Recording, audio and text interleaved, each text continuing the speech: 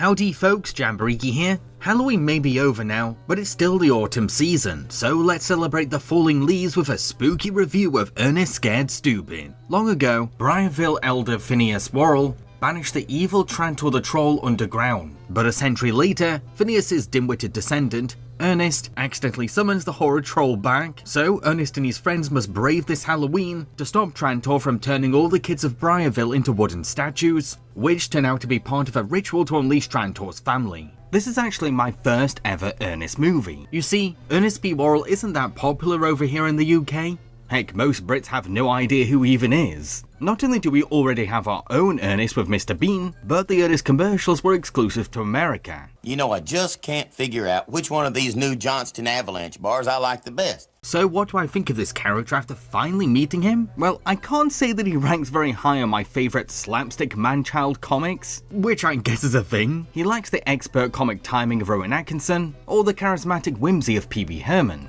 There's a blue-collar charm to him for sure, and Jim Varney clearly has a lot of fun playing him. Yeah, but I'm me and he's he, and we're talking real danger here. But his act is a bit too scuffed and unpolished to be appreciated on a comedy level. You can tell the directors don't really put a rein on actor Jim Varney whenever he plays Ernest, and that unrestraint leads to a performance style that can only be described as excessive. You better back off. You don't want to fight me. I know Tai Chi, Kung Fu, Chow Mein, and I saw Hulkamania 3 times once in slow-mo. This is mainly a problem when Varney is allowed to play dress-up in scenes, as he gets carried away at showing off how many characters he can pull off, often at the expense of the film's pace and structure. The high ground is no good without trees. Redmond, Romans, Botswanians, lend me your tree.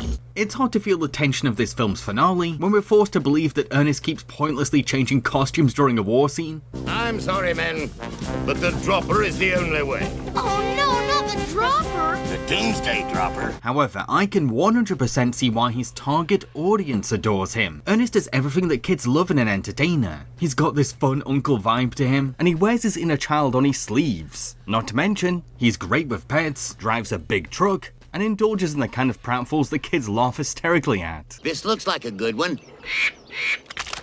Does it kind of pander to them through Ernest's trademark over-the-top slapstick and rubbery silly faces? Oh totally, no doubt about that. But unlike other kids' movies of this ilk, it gets children entirely and understands what it's like to be their age. This is actually what makes Scared Stupid a decent Halloween special to me. Scared Stupid puts itself in the shoes of suburban youth and tries to see the world from their perspective, which really is the principle of good children's horror. It uses villain Trantor to tap into every child's fear of stranger danger and monsters under the bed. He's not some low-stakes silly trickster out to cause mischief, he's a full-on boogeyman that preys on unsuspecting kids. It's kind of shocking that the film has the guts to frighten its sensitive audience this dang much.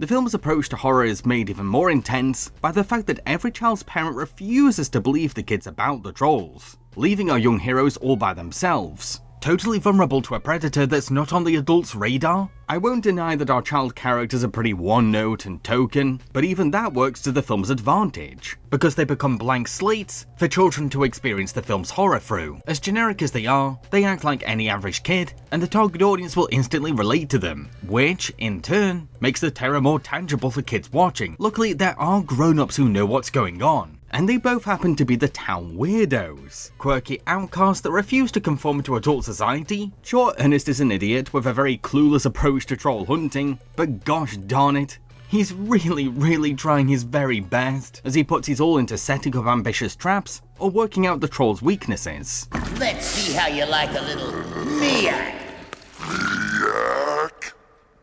And his heart is in this mission because the trolls have made it so personal for him. Not only is he carrying on a proud family legacy by taking the hero mantle, but Trantor is also mainly targeting Ernest's local friends and even his beloved pet dog. Rimshot, old boy. This isn't just a wacky Halloween adventure for Ernest, it's a full-on curse on his life that only he can lead a crusade against. Adults frequently scold him for being childish, but it's his childlike imagination and innocent wonder that helps them to believe in the trolls, all while all the other grown-ups are oblivious. Ernest, I don't believe it. Of all your screw-ups. But Mir, there really is a troll. I saw it. Ernest's the only one trying to do something. Kenny, that's enough from you. Our other adult hero is Miss Hackmore, a peculiar old lady who loves creating unconventional junkyard art projects. While dabbling in studies of dark legends or folklores, she may be a fragile elderly pensioner, but she's a highly supportive mentor to the bumbling Ernest, and is willing to run around the city to catch up with the chaos happening. You sort of end up forgetting how old she really is, because her resilience is so relentless as a heroine.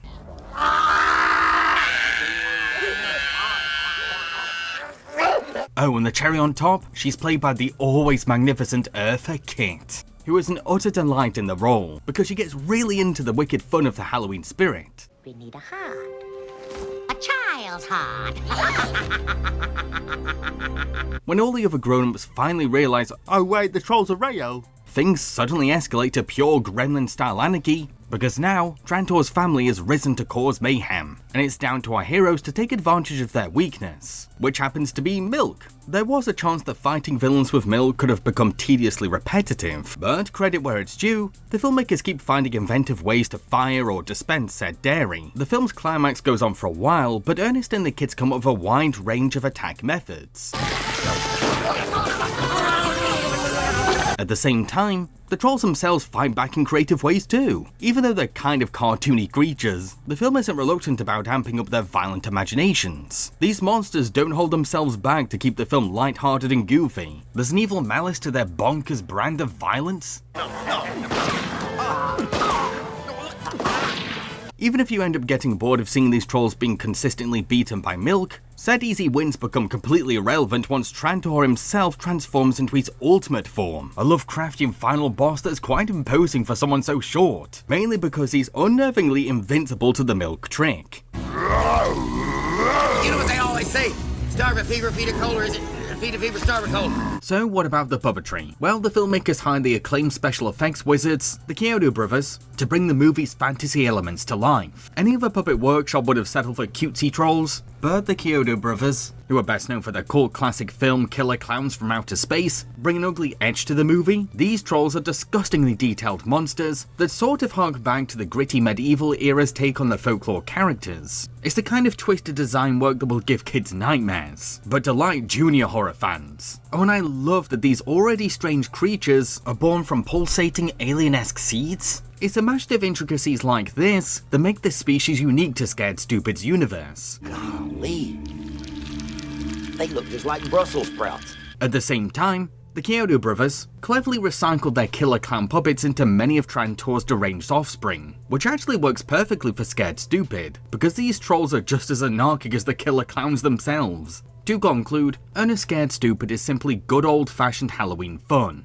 Sure, there are far superior children's horror movies out there, and it's nothing groundbreaking for the genre, but there's no denying that it's notably weird and dark for an Ernest film. I mean, director John Cherry essentially crossed vaudevillian slapstick with fairy tale gothica to create this bizarre blend of nightmarish fantasy and Stooges-style comedy? That's surely something. I've been Jampariki, and I hope you enjoyed this review. The next Puppet Panic will actually be the final episode, and it will be on Puppet TV Show Christmas specials. Cheerio, folks.